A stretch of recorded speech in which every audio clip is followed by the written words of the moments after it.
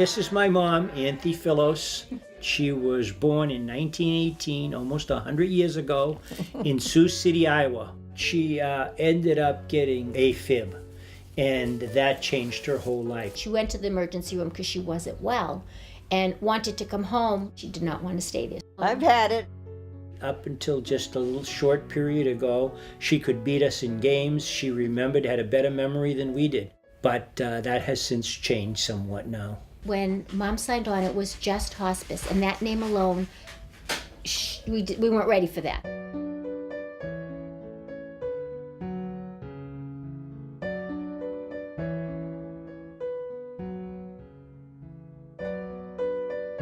We hesitated because of the name, we did. Once we were introduced to it and we realized that she could get a care at home that would help us, we went right with it. Most people are very afraid of hospice, but once they have us in their home and they can see how much their life has improved while the team has come into their home, and they're always saying, why didn't I do this sooner? Somebody comes every day, an aide to help her. Every afternoon helps her with lunch, bathes her. A nurse comes twice a week to check her vital signs. A volunteer comes that plays games with her. She really likes that. They're very good with us. They've been very helpful, and us. they've made a big difference in her life.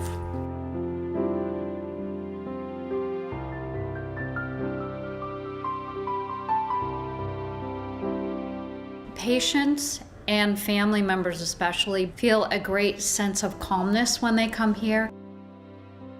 I lost my mom to cancer 24 years ago. I was researching what kind of resources would be available to me to help me and my sister through the process. She died before we could tap into anything, but it made me realize that community supports like this are so important. If you look at the whole picture of everything that we do to meet people's bereavement needs, the individual counseling, the groups and workshops, educational programs, I mean, we touch several thousand people a year.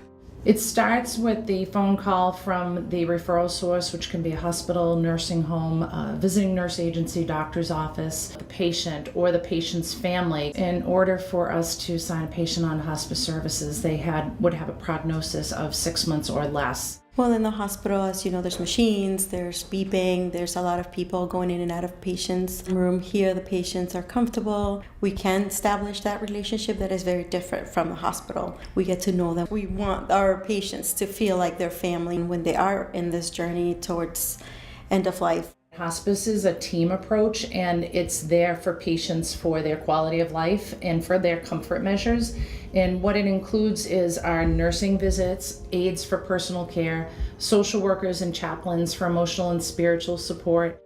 The most important thing that a chaplain does is to simply be present, and they minister to people of all faiths and they minister to people of no faith. So it really depends on where the person's at, whether they want to talk, whether they don't want to talk, whether they're religious or whether they're spiritual in a way that's not religious. We're very active in our church, and the chaplain helps that part of it, that we don't have to try to get her to church. It's 20 stone steps. It's very good. Yes. Keep me busy, busy, busy. Each person's story is unique and their grief is unique. I think there's no one formula that works for everybody. People respond on a lot of different levels to touch. Spiritually, emotionally, it's very comforting. A lot of our patients spend a lot of time on their backs for hours and hours a day. Your back develops a lot of tension. Just the touch itself can be very comforting. Tessie and I have been coming here since September 2014, once a week to visit with patients. I had wanted to do this for several years, and I was hoping it was something that Tessie would enjoy, and she absolutely loves coming to hospice. At any given time, we're running probably anywhere from 4 to 6 different ongoing support groups or one-time workshops. So the support groups that we run most often are loss specific, and we find that people tend to develop trust and be open to being vulnerable to each other a little bit more quickly when they have that commonality that they're all there for the same loss. Camp Stepping Stones is our 2-day weekend day camp experience. It's for kids as young as 4 through the teenage years. where they've experienced the death of someone close to them.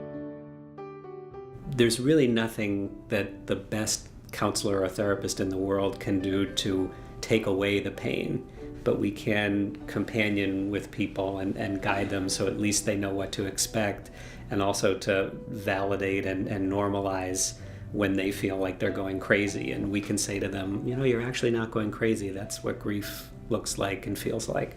It's surprisingly very rewarding and not difficult to be here. Families are just really grateful for the presence of the Kaplan House and the staff here and what they do for them, and it's just nice to be part of that. I made their day better when you see that their pain is gone and when you see that their suffering is gone. Then you feel like you've accomplished what you went out there to do. Anybody that's ever started working here would tell you that you really can feel like you've made a difference. And you do make a difference in trying to find a way to make somebody's end of life the best quality it can be. Care Dimensions coming in is that our mom is able to stay in her home, that she has been here. We've been in this house for over 50 years, and that she has a good quality of life because of the team that comes in to help her. Things would not be this way if we did not have. I couldn't do it. Amen. I wouldn't have been Couldn't do able to do it. Or would we as a family be able to give that much support? But between the family and Care Dimensions, she's just in a great place and surviving and doing well. And you guys are helping us do that. Thank you. I don't know. I mean, that's from my heart. Thank you. Thank you. Right? Yes.